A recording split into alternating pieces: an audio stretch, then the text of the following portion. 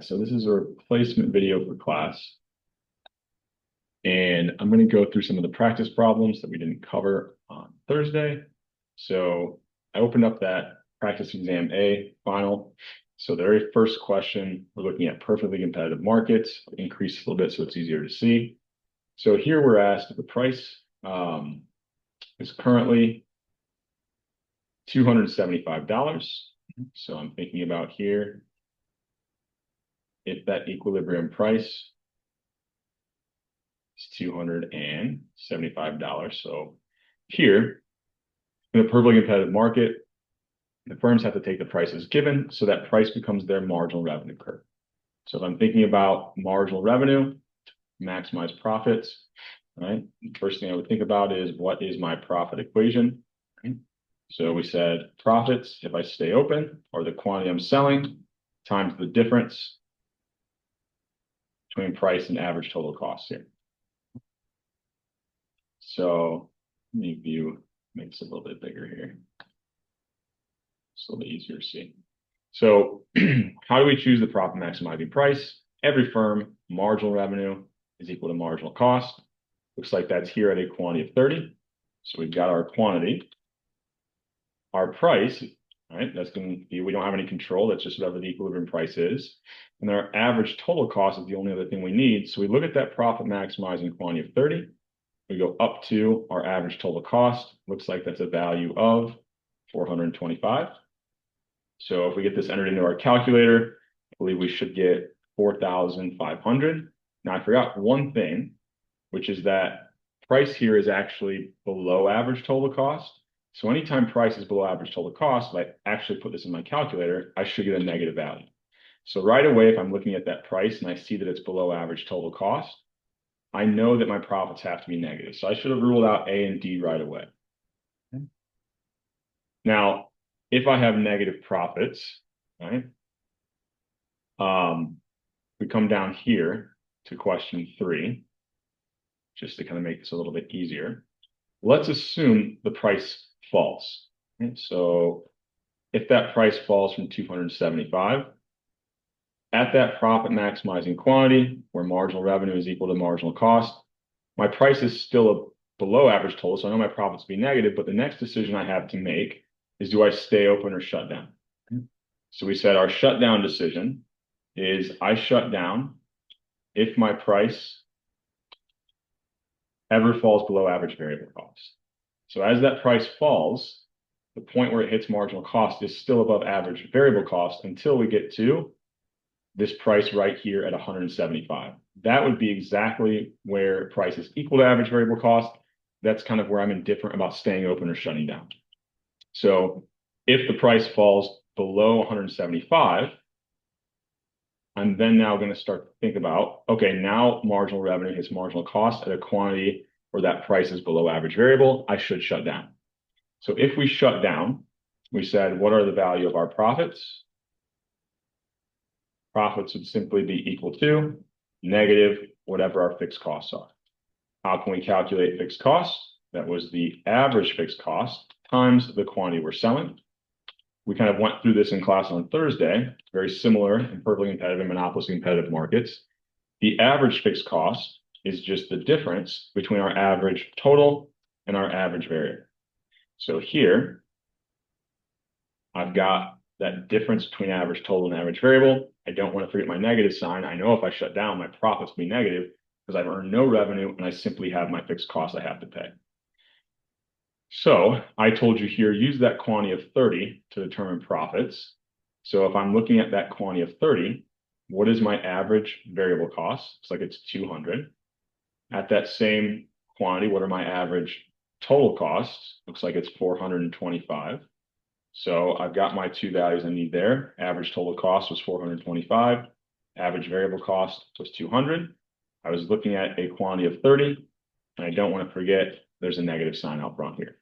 So if I get this entered into my calculator, I should end up with negative $6,750. It kind of goes to show, okay, if I do shut down, this would be my profits. When the price was 275, we said we shouldn't shut down. And sure enough, my profits are greater, right? They're still negative, but they were a smaller negative value. Okay. So 1 and 3 are kind of related there. Now, a similar sort of idea when we have negative and positive profits is we can think about what happens in the long run. So let's say currently the price is instead $450. So we come up here. My price is currently at $450. Marginal revenue, or that price for a perfectly competitive firm, now hits marginal cost at a value that's above my average total cost curve. So I know profits are going to be positive. If I ever have a scenario where profits are positive, what's going to happen in the long run? So just kind of drawing these side by side, I can think about, okay, here's my firm, here's the market. The market determines the price of a good in a perfectly competitive market. So here would be kind of that equilibrium price. Firms take that as given, that becomes their marginal revenue. Okay. So here we were at a scenario where the point that hit marginal cost was above our average total, which meant we could calculate these profits. But here, if price is above average total, remember our profit equation is quantity we're selling. If we stay open times the difference between price and average total cost. Anytime price is above average total cost, we know profits are positive. So if profits are positive, what are firms going to want to do? They're going to want to enter this industry. So as they enter this industry, we have more suppliers. Supply would shift to the right or increase. What that's going to do is decrease that equilibrium price down here. Now that point where price is equal to marginal revenue, oh, too many firms entered here because price where marginal revenue equals marginal cost, we're now at a quantity where price is below average total. So if profits were now negative, what would some firms do? Leave the market. That would kind of raise the price until we get to a point where marginal revenue or that price hits marginal cost right at the minimum point of the average total cost curve. If price is exactly equal to our average total cost, we know then profits would have to be 0. So firm entry and exit, no matter if we started out with positive profits, like we did in question 2, if they're positive, firms would enter, supply increases, pushing the price down until we're at that minimum point of our average total cost curve. That's what we call the efficient scale of production. So that ends up being a value here of 400. If we started out, like in question 1, with negative profits, firms would exit the industry, supply would decrease, raising the price until profits are equal to 0. Okay. So there, when we had positive profits, firms enter until that price is 400, and we now have 0 profits in the long run. We said in the long run, perfectly competitive firms will always have 0 profits because there's no barriers to entry for firms to enter and exit the market. Okay. So in the short run, which of the following is always going to be true for a perfectly competitive market, assuming that they're not shutting down? Okay. So if we're in the short run, profits could be positive or negative. So when we're thinking about the short run, I'll draw out a scenario where we have negative profits. We could do the same thing for positive profits, and we'll end up getting the same answer for this question. So we're thinking about here is my marginal cost curve. I know that that intersects my average total cost at its minimum point. Now let's assume right now that the equilibrium price is up here. Right, so this is positive profits. I guess I'll draw positive and negative profits up. So that price is the firm's marginal revenue. So they would set the profit maximizing quantity where marginal revenue is equal to marginal cost. Right? So in the short run, we know that price is the same as marginal revenue, and the profit maximizing quantity will be where marginal revenue is equal to marginal cost. Now, what doesn't have to be the case is if we had positive profits, price could be above average total costs. Okay.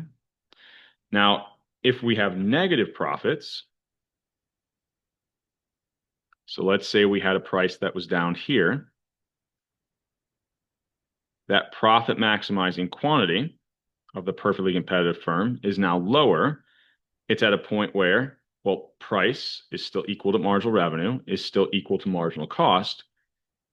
However, price is now below average total cost. So the relationship of price to average total cost, we don't know if it's going to be greater or less than.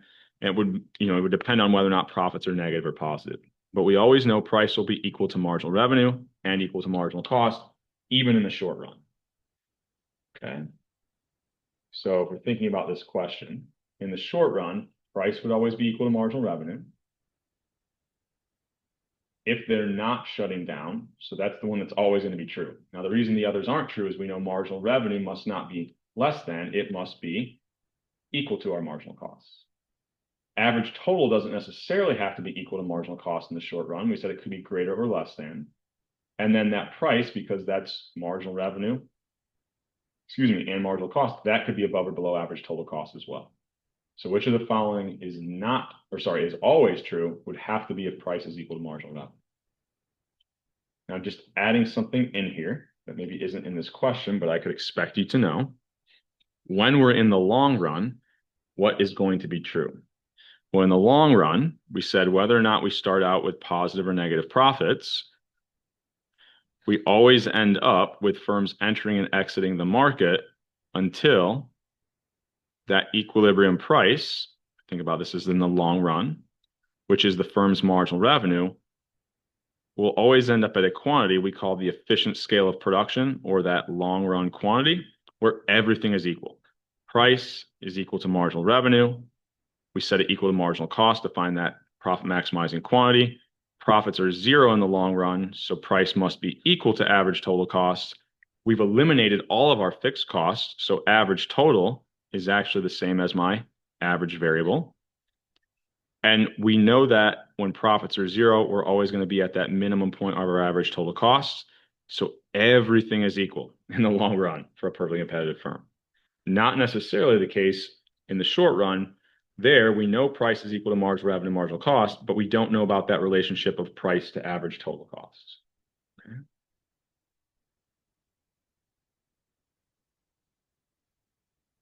So the next question 5, right? We're now kind of given these values of average total, average variable, etc. Okay.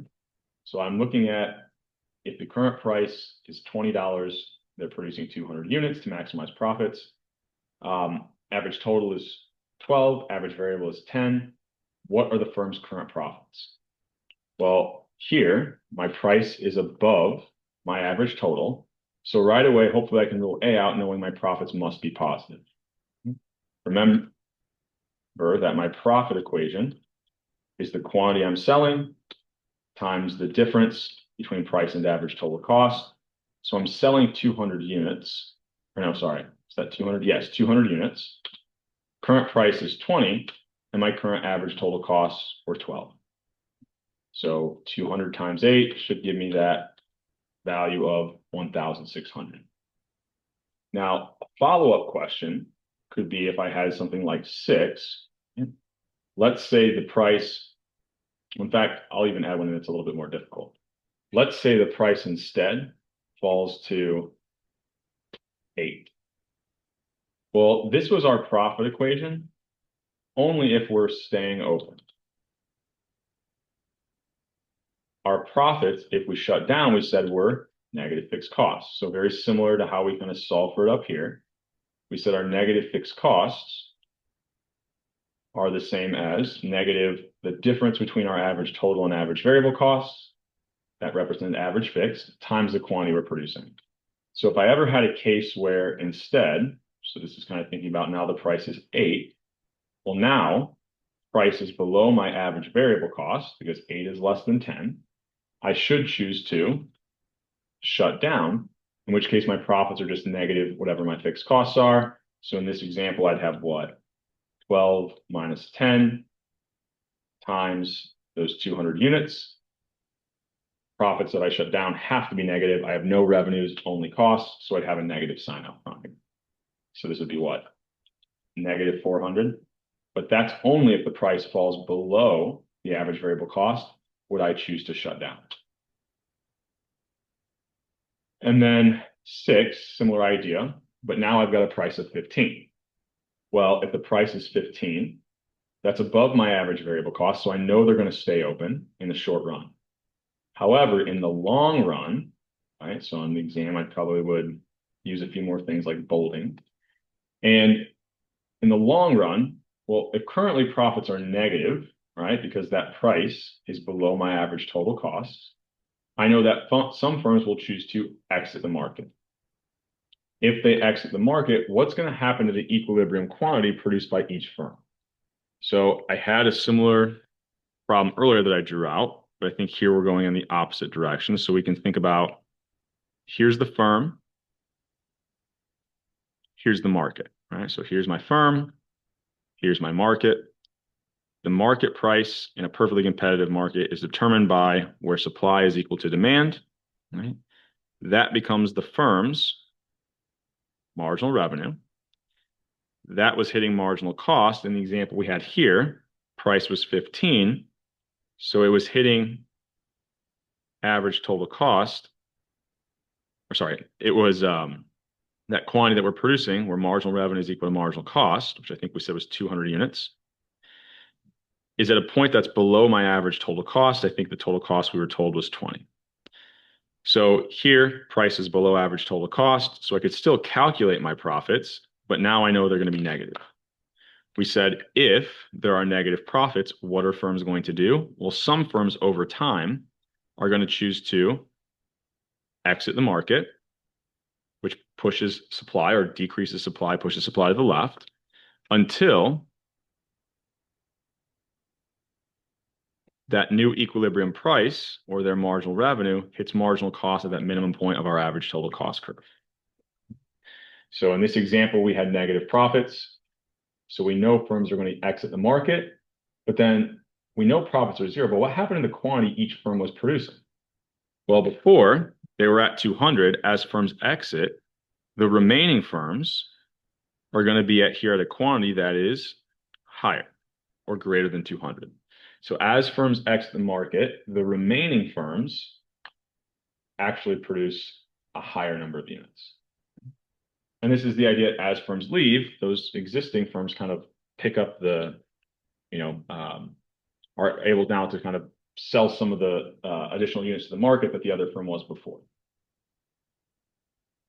And then which of the following is not true? So sorry, we're going to switch gears a little bit. So that was our perfectly competitive questions. We're now going to think about monopolists. So if I have a monopolist, which of the following is not going to be true? Or which of the following, is not going to be true. So here, if I wanted to make this comparison of a single price monopolist to a perfectly competitive firm. Okay? So a perfectly competitive firm, and I believe we were doing this at the firm level. Let me double check this question. Okay, so here we're looking at the market. So we said, we're looking at the market. In a perfectly competitive market, the price is simply determined by where supply is equal to demand. So here would be the total quantity in the market and the price that we would see from a perfectly competitive firm. Now, with a single price monopolist, they face the entire demand curve, which when they're setting a single price means that their marginal revenue from each unit sold, we would determine that's twice as steep as demand. We went through kind of the mathematical support behind why in class, but marginal revenue for a single price monopolist or a monopolistically competitive firm will always be twice as steep as its demand curve. So where does that marginal revenue hit marginal cost? Well, remember, supply of the market represents the marginal cost of the firm. Well, if there's only one firm, that supply curve is their marginal costs. So the monopolist chooses this quantity where marginal revenue is equal to marginal cost, which is at a lower quantity than the perfectly competitive market. The second step we said is they go then up to the demand curve to set the price. So we can see here that the price of a monopolist is higher, but the quantity that they produce is going to be lower than a perfectly competitive market. So here we're thinking about perfectly competitive firms. There's a lower price set. That's true. Perfectly competitive quantities will be higher. That one's also true. What we now need to do is compare profits and total surplus. Well, the profit one should be relatively easy. We know that long run, perfectly competitive firms have zero profits.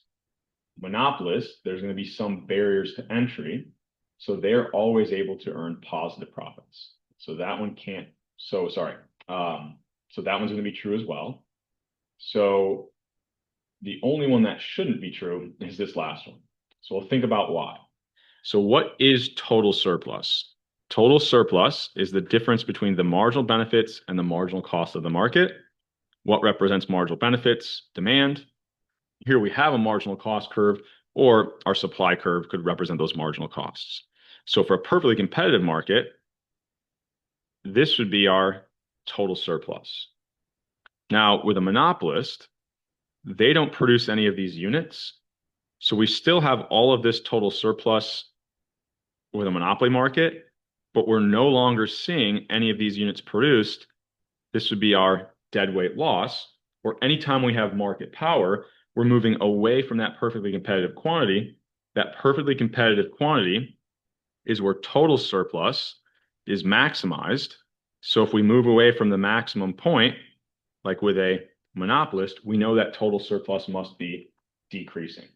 So there, the monopolist should actually have a lower total surplus in the perfectly competitive market, not the reverse.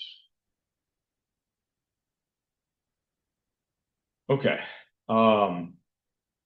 So that's going to be our answer to 7. We then think about kind of the same idea where we have the cost structure of a perfectly competitive firm. Oh, I'm going to switch gears here, right? So we're back to kind of these perfectly competitive firms.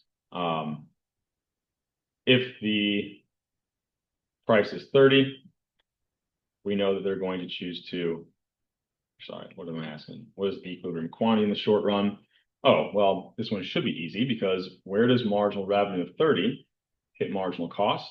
At a point below average variable cost. So the firm should choose to shut down, produce nothing.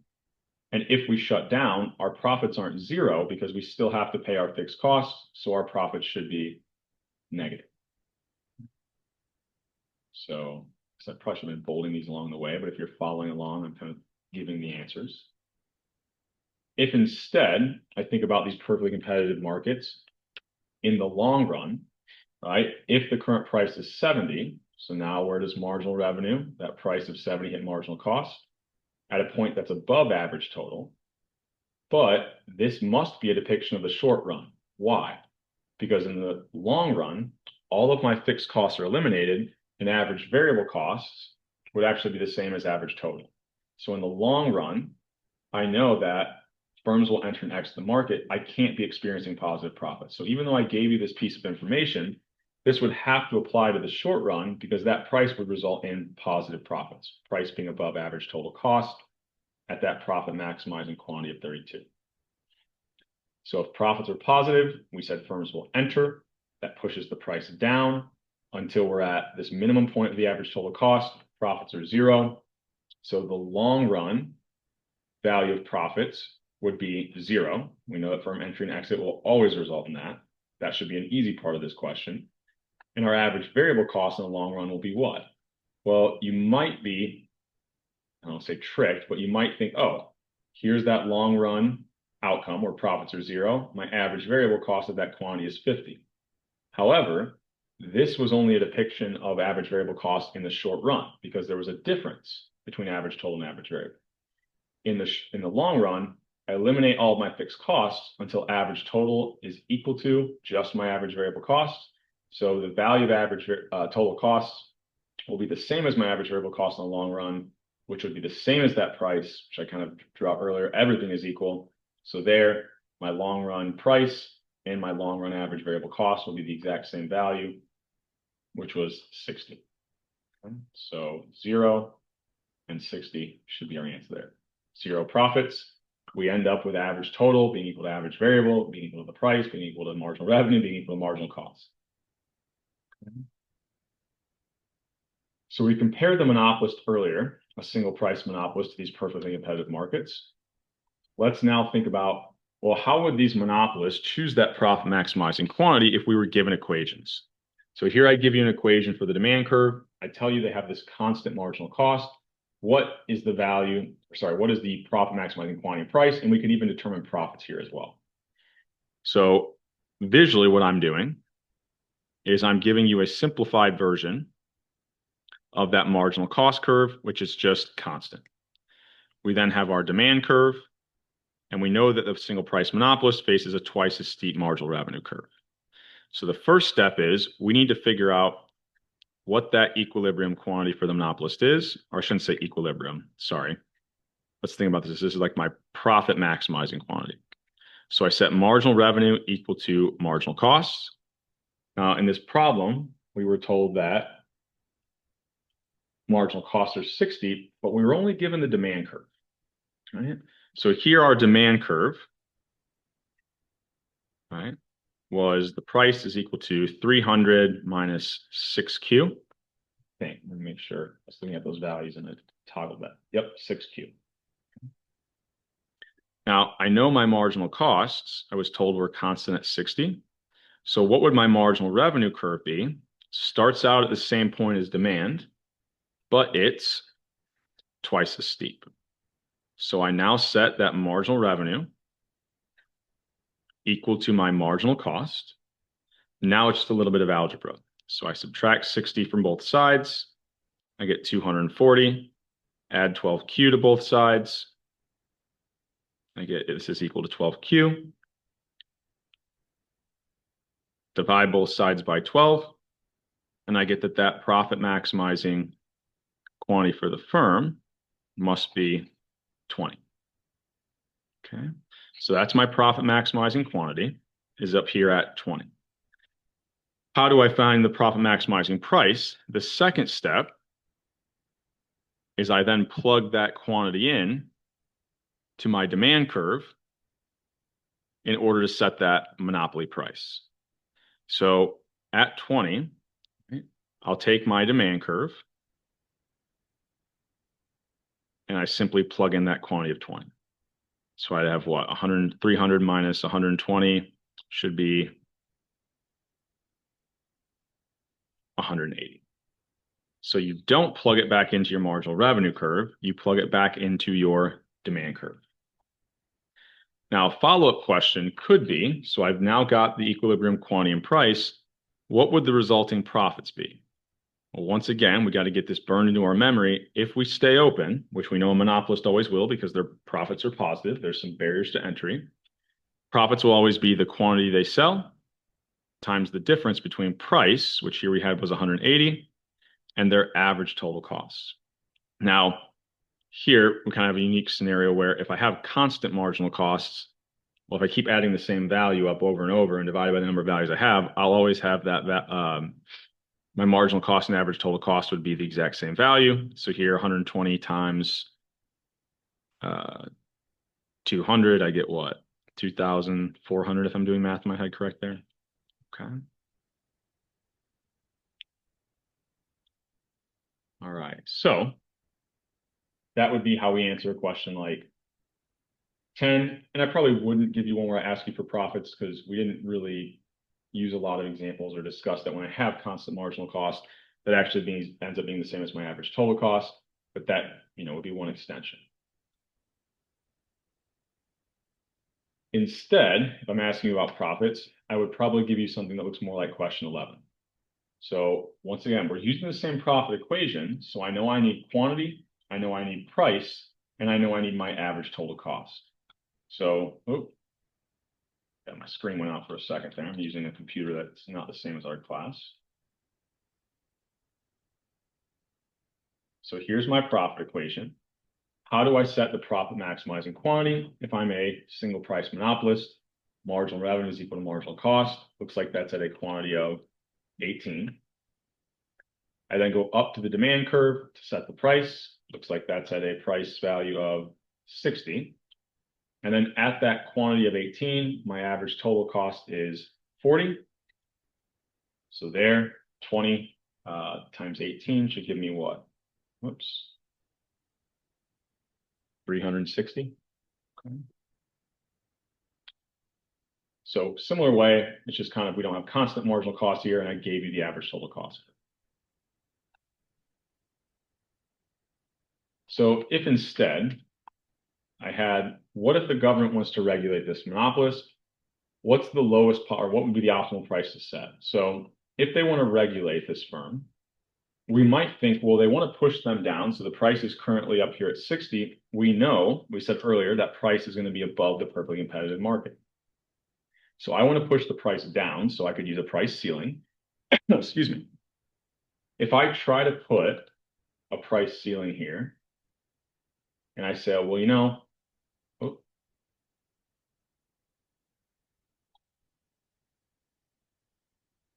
so let's see here, make this a little bit heavier so we can see it.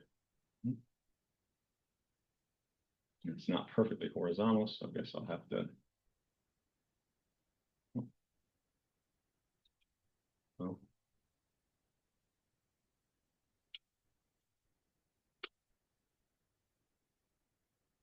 This is why I don't do things like this in class, because I'm not as good at making these ads. All right, so let's make this horizontal. There we go. So if I try to set that regulatory price to the point where supply is equal to demand, marginal cost representing supply, it looks okay. I can lower the price to 20, but that's going to be below my average total cost. If price is below average total cost, profits will be negative. The firm, they're the only firm that exists. They can't hemorrhage money forever. They'd exit the market. If that's the case, what is deadweight loss? The entire market. So what's the lowest possible point that the government could regulate this market, pushing the price down from 60? Well, as they start to lower it, that gap in between the price and the average total cost starts to get smaller and smaller. So the monopolist profits are getting smaller and smaller until, if we set it exactly equal to that point where average total cost hits demand, that would be the point where price is equal to average total costs. Our profits are zero. The firm is now indifferent about staying in the market or not. And so they don't exit.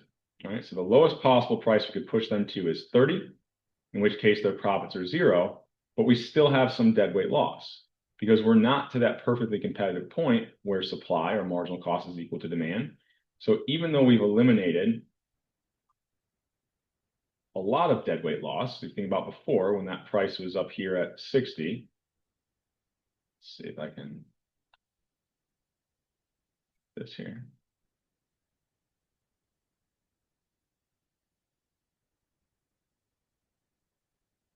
Here was our deadweight loss. As I lower that price at this new regulatory price, now my deadweight loss is much smaller. Okay? So the lowest possible price they could lower it to would not be 20. That forced the firm out of the market. The lowest possible point would be where price, the regulatory price of 30, hits demand exactly at the same point as average total cost. Profits are zero. The firm is indifferent about staying or leaving. So there, a regulatory price that minimizes deadweight loss. And I would probably throw in here on the exam. And I think this was like on some of the practice problems in the other practice exam to minimize deadweight loss. Be a little more specific there. All right. So the next question we can think about is, if I have a single price monopolist, which of the following is going to be true? Well, we've already talked about quantity and prices, but we didn't necessarily go through the effects on consumer and producer surplus. So I'm going to try to draw these out side by side. We could put them on the same graph, but it might be a little bit difficult. So I'm going to try to draw out here same demand curve.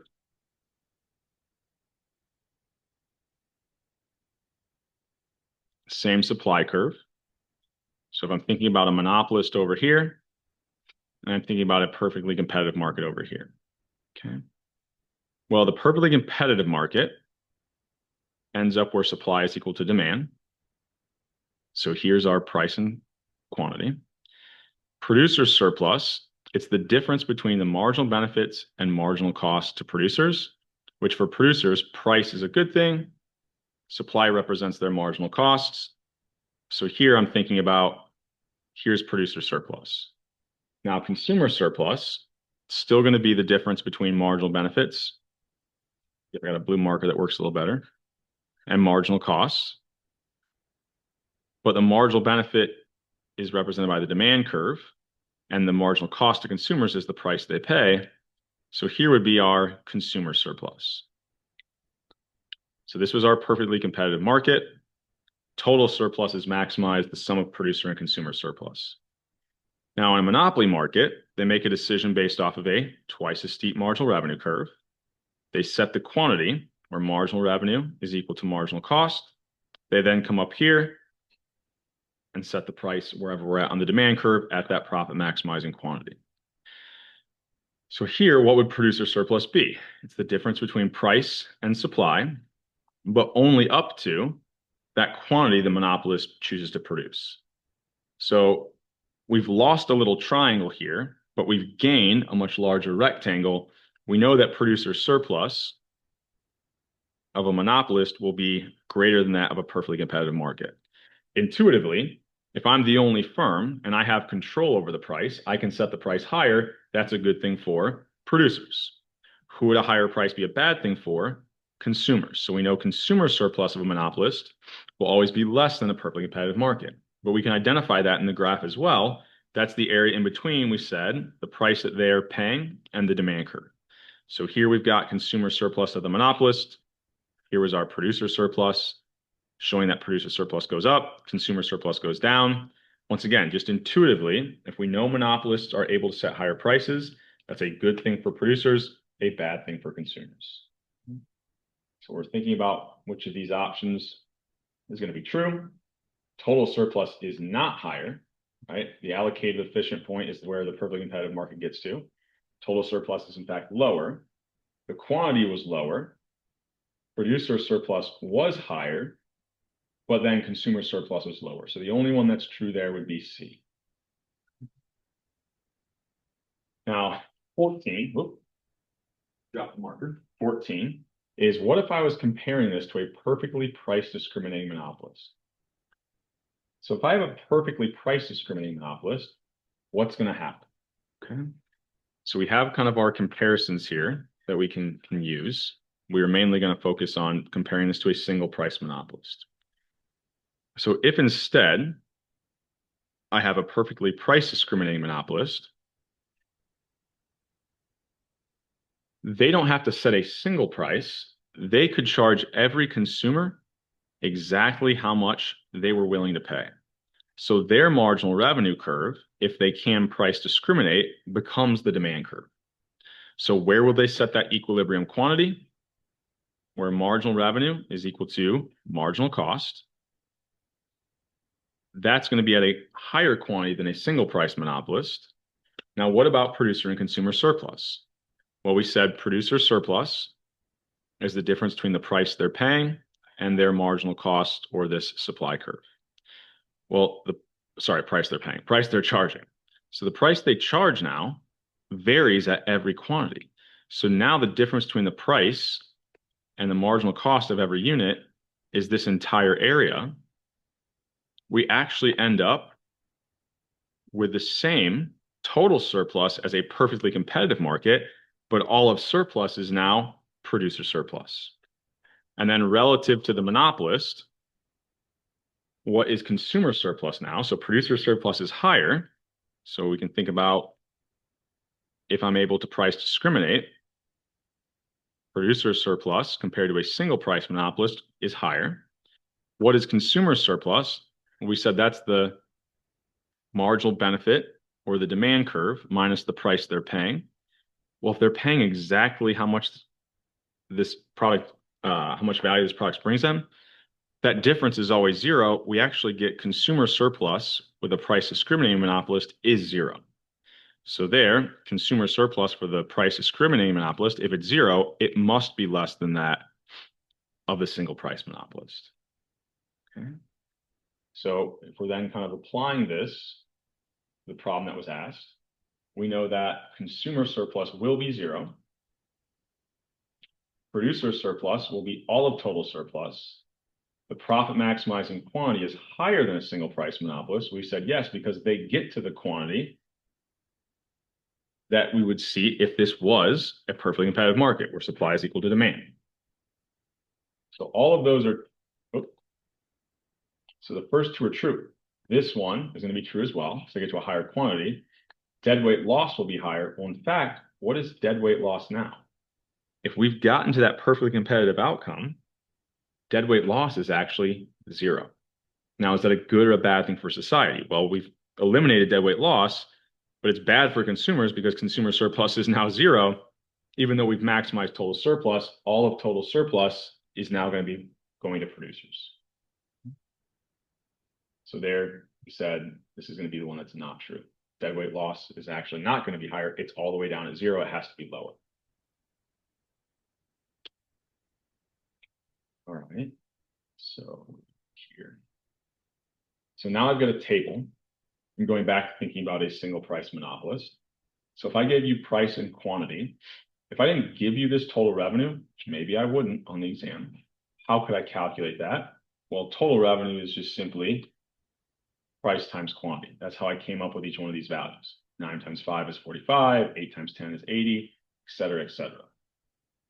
If you were doing this on the exam, I would write an additional column right next to this, because if I'm going to get rid of this so it's all in the same kind of thing here. The single price monopolist will set the optimal quantity where marginal cost is equal to marginal revenue. So I need to calculate marginal revenue. Marginal revenue is the change in total revenue divided by a change in quantity. So here, going from a quantity of 0 to 5, total revenue goes up by 45. Divided by those 5 units, I get what? 9. And then change in total revenue going from 5 to 10 would be what? 35 divided by 5 is 7. And then 15 divided by 5 is 3. Oh, did I do this wrong? Hold on. So 35 divided by 5 is 7. 15 is 3. Here I've got what? 25 divided by 5 is 5. These values don't make sense. I must have accidentally put these. What did I want here? Here, I'll make this make a little more sense. I'll update this so that it seems a little bit more realistic here. So I just keep going down and I kind of calculate, oh, not 5, 1, -1, -3, -5. Okay, so I calculate those marginal revenues. So where would that marginal revenue be equal to marginal cost? At that value of 5. So I'm going to set that quantity at 15. Now I then go up to the demand curve to set the price, right? So that quantity would be 15. Right? I think here I had an error in the problem, so I'll kind of adjust or update it accordingly. I think based on the values before, this was 5, so that's why the quantity here was 20. So glad I'm working through this so I can update that, and I'll mention it in class. Should be at that quantity of 15. Now, the second part doesn't matter, because if I'm looking at where marginal revenues are positive, we said anytime we have marginal revenue being positive and the single price monopolist, as long as I have some marginal costs would be equal to marginal revenue at a positive value, we always will be on the elastic portion of our demand curve at these quantities where marginal revenue is positive. At any quantity where marginal revenue is negative, we would be on the inelastic portion. Now, if instead this was a perfectly price discriminating monopolist, right, and they had a constant marginal cost of 3, where would they choose to be? Well, they won't make their decision based off of a twice as steep marginal revenue curve. So notice here, price was going down by 1, twice as steep, marginal revenue is going down by 2. So, excuse me. So that perfectly price discriminating monopolist, they don't use this twice as steep marginal revenue. They set, what's their marginal revenue? The demand curve. So these prices, right, which are the marginal revenue of a perfectly price discriminating monopolist, their demand curve becomes the marginal revenue. So we're looking to see, where does marginal cost hit that demand curve? So in this example, where does it hit the demand curve at that price of 3, 35 units? Now, if I'd given you other distracting answers, so maybe there was like 2 answers that were 35 here. Once you know it's 35, we're done, right? We can answer this one, and the previous one we had 15 in the last thing. However, I would still look at the value of marginal revenue to determine what is true about demand. So that perfectly priced discriminating monopolist ends up at this quantity of 35, which the marginal revenue, if we were to look at that kind of negative or twice the steep marginal revenue curve is negative, which would tell us that demand must be inelastic. Okay. So there, the sign of that twice as steep marginal revenue curve would tell us whether or not we're on the elastic or inelastic portion of the demand curve. So that's kind of me working through all of the perfectly competitive monopolist questions. We went through the monopolist competitive questions in Thursday's class. The only thing left will be kind of these game theory examples. I'll do some of those on Tuesday's class, and then also any additional questions that people have. Questions like 21 and 22, even in these, we talked about duopoly models, look very similar to some of what we just did using this demand curve kind of table for monopolists.